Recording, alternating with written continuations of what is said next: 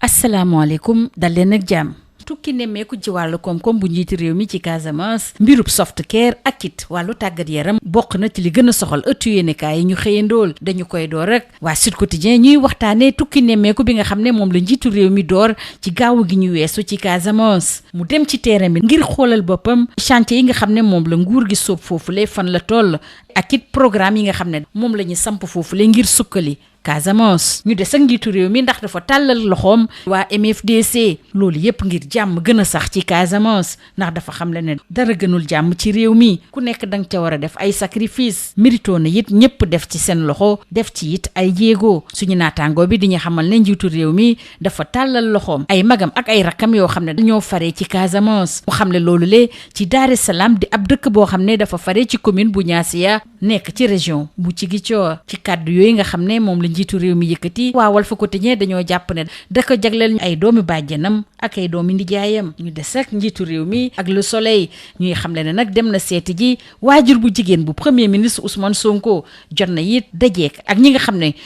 ñoo fare ci gox-goxaati foofulee dem na ci Niassia ci Koumbalan aéroport bu Ziguinchor loo xam ne it lu am solo la ci tukki nemmeeku njiitu réew mi moo jëm ci wàllu plan Diomaye ngir Casamance ñuy xamle ni ci juróom fukk ak ñeenti milliards ci kopparu CFA yi nga xam ne moom lañ ci namma dugal jot nañ génne ba noppi ñaar fukki milliards ak juróom-ñeent tournée bii nag jaaxal na loolu waa l'enquête li ko waral mooy askan wi génn ñu ci lim bu takkoo takku te nag njiitu réew mi day dem dajeek te du ànd ak benn protocole ñi nga xam ne ñoom la bëgg a dajeel ñaari militant yu Pastef yu faree ci Tanaf jot nañ leen teg loxo ndax dañoo jàpp ne dañoo bëggoon saboter bile tukki nemmeeku ni ni mel it la waa Point Actu gisee ne bile visite xumbul dara ndax askan wi génn ñu ci lim bu takkoo takku woote premier ministre Ousmane Sonko ngir ñu ñëw teeru président Bassirou Diomaye Diakhar Faye dégguñu ko jëmale nag ci mbirub Casamance Bassirou Diomaye Diakhar Faye di xamal suñu naataangoo yi ne nguur gi taxaw na temm ngir képp koo xam ne boobule jàmm ñor na la te it mu dëggu ci yow ñu des si tukki nemmeeku njiitu réew mi ndax waa Walf Quotidien dañoo jàpp ne dafa uteeg lool yi nga xam ne moom la ñi mu wuutu ci bopp réew mi doon amal li ni mel it le docteur Momar Thiam gisee moom mi nga xam ne xelam daa màcc jëm ci wàllu jokkoo ci wàllu politique nekkoon ganub émission objection bu Sud FM démb ci dibéer bi docteur Momar Thiam di xamle ni njiitu réew mi li tax doxalinam bi wuute lool mooy dafa jiitalul wàllu politique ganub émission objection du docteur Momar Thiam àdduna it ci diggante président Bassirou Diomaye Faye ak premier ministre Ousmane Sonko muy xamle ne baaxul ngir kenn ci ñoom rawatina ngir Sénégal bu ñu jugee ci njiitu réew mi président Bassirou Diomaye Diakhar Faye ñu jàll ci Ousmane Sonko di premier ministre ak waa yor bi rawatina nag campagne bi nga xam ne ñu ngi ko door démb ci dibéer gi ñu duppee ko Sonko mooy sama carte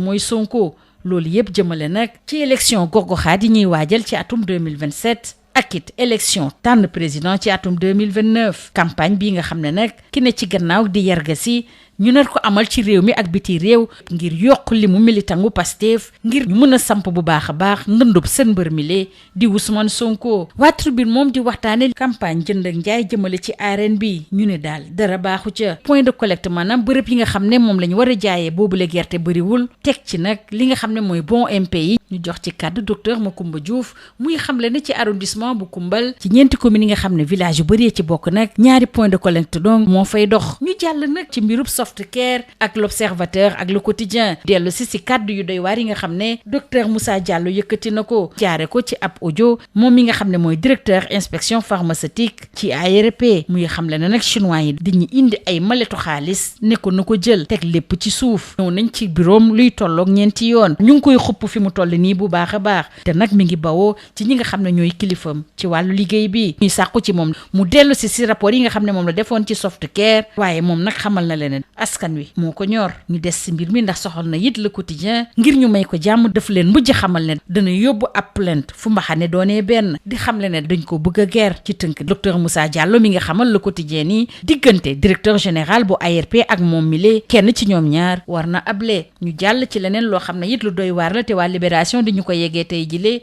muy mbirub Bintu Gueye borom këram di Pape Matar Diop moo ko rey dakaa tiire ab bal ci bopp bi. mbir yi nag mi ngi am ci guddi gi ci kër Mbay Fall. Libération ñu ñuy xamal ne borom këram bii di Pape Matar Diop te gendarme yi teg ko loxo nee na tey ko moom dafa yore woon ngànnaayam farbal bi mujjee dal ci bopp soxnaam ndem si yàlla bi nga xam ne nag bàyyi na fi ab tuuti tonk. Libération ñiy dellu si lan moo tax ci dëgg-dëgg gendarme yi gëmuñu kàdduk Pape Matar Diop bii xam ne ab l'accident la mu ciy dellu si ci biir Les Échos ñu des ak Les Échos ñuy dellu si kàddu yi nga xam ne moom la Tahirou Sarr yëkkati ci parquet judiciaire financier bi ginnaaw ni ñu ko doon déglu. nee na bés dana ñëw lépp dina leer ne bépp xaalis boo xam ne dañ ko fekk ci kontam mën na leeral fan la bawoo. ci wàllu tàggat yaram nag jàppale ne Coupe d'Afrique des Nations ci Maroc door na démb. Maroc ci matcham bu njëkk dóor waa Comores ci 2-0. Le Sud Quotidien ak yeneen ëttu yéenekaay yi di ko rafetlu bu baax a baax ñu des ak Coupe d'Afrique des Nations bi lee ndax bu ko dalee atum 2028 nag ñeenti at bu ne la ñu koy amal ki ko xamle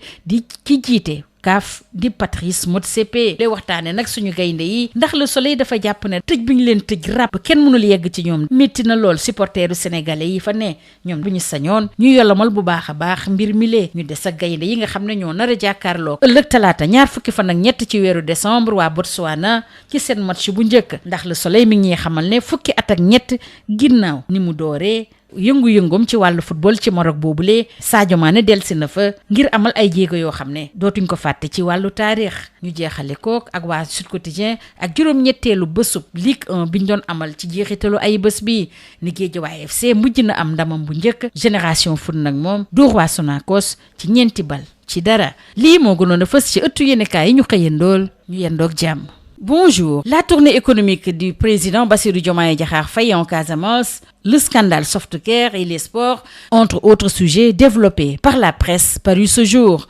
Démarrons par la tournée économique en Casamance du chef de l'État, Bassirou Diomaye Diakhar Faye, avec Sud Quotidien. Le président fait face aux réalités du terrain. En effet, le chef de l'État a entamé samedi une visite de terrain destinée à apprécier l'état d'avancement des chantiers de l'État et le niveau de mise en œuvre des programmes publics de développement dans la région. Cette tournée, d'après Sud Quotidien, s'inscrit dans la volonté affichée de rapprocher l'action gouvernementale des réalités locales et de mesurer sur le terrain l'impact des politiques publiques engagées. Restons avec le chef de l'État qui lance également un appel solennel aux combattants du MFDC pour une paix définitive. Selon lui, la paix vaut tous les sacrifices et elle vaut tous les efforts. Le chef de l'État tend ainsi la main aux frères de la rébellion pour sceller la paix en Casamance. C'est un appel lancé depuis Dar es Salaam, une localité située dans la commune de Niassia, dans la région de Ziguinchor, où le chef de l'État poursuit sa tournée économique.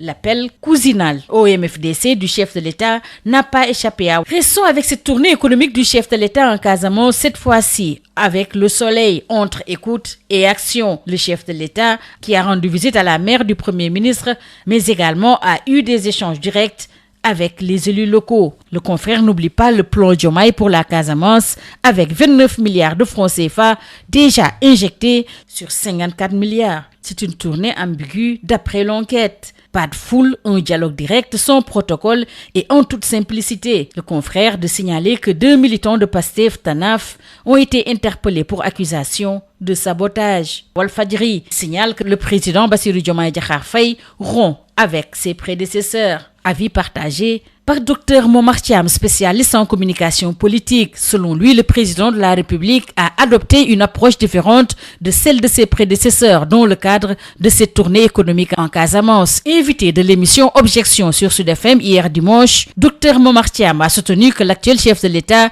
n'est pas dans une démarche politique, contrairement à ses prédécesseurs qui privilégient ce type de tournée à l'approche des échéances électorales. En allant là-bas, dans un contexte qui n'est pas électoral, le président de la République, a-t-il estimé, s'inscrit dans un schéma communicationnel fondé sur le principe « il faut le voir pour y croire ». Abordons la brouille perceptible entre le président Bassirou Diomaye Faye et son premier ministre Ousmane Sonko. Le spécialiste en communication politique a estimé qu'elle n'est bonne ni pour l'un ni pour l'autre, encore moins pour le Sénégal. Après le président Bassirou Diomaye Diakhar Faye, place au premier ministre Ousmane Sonko avec Yor Yorbi. Lancé officiellement ce dimanche 21 décembre, le projet citoyen et politique Sonko Mooy Sama Carte Sama carte mooy Sonko marque le début d'une stratégie de terrain d'envergure nationale et internationale portée par des militants engagés et initiée par Yargassi. Cette campagne d'après Yoor bi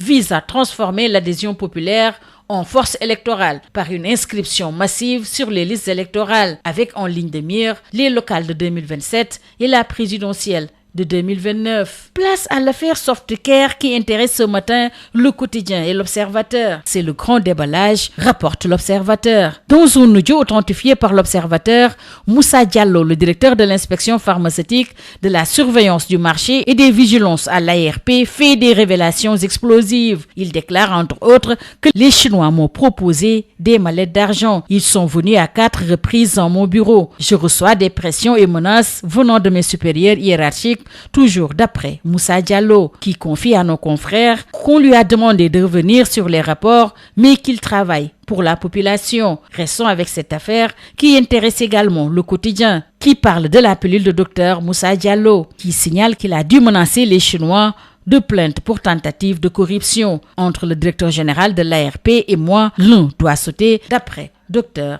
Moussa Diallo. Après le scandale Softcare, place à l'affaire Bintou Gueye qui a été tuée par balle en pleine nuit par son époux à Kër Mbaye Fall. C'est une affaire troublante et sanglante. Amer constat de Libération. Arrêté par les gendarmes, le mis en cause Pape Matar Diop évoque une manipulation involontaire de son arme. La défunte qui laisse derrière elle un enfant de 1 an a reçu la balle en pleine tête. L'arme a été achetée récemment. Et le confrère nous dit pourquoi les gendarmes doutent de la version du mis en cause et s'orientent vers une exécution préméditée. Bintou Gueye a été tuée d'une balle dans la tête par son époux par accident, signale Les Échos. Restons avec Les Échos qui revient sur l'audition de Tahirou Sarr. Il a soutenu un jour la vérité éclatera et il rappelle qu'il lève des fonds pour l'État mais ne prend jamais d'intérêt et que tout franc trouvé sur ses comptes a une origine licite. Il rappelle qu'il a gagné en 2003 40 milliards de francs CFA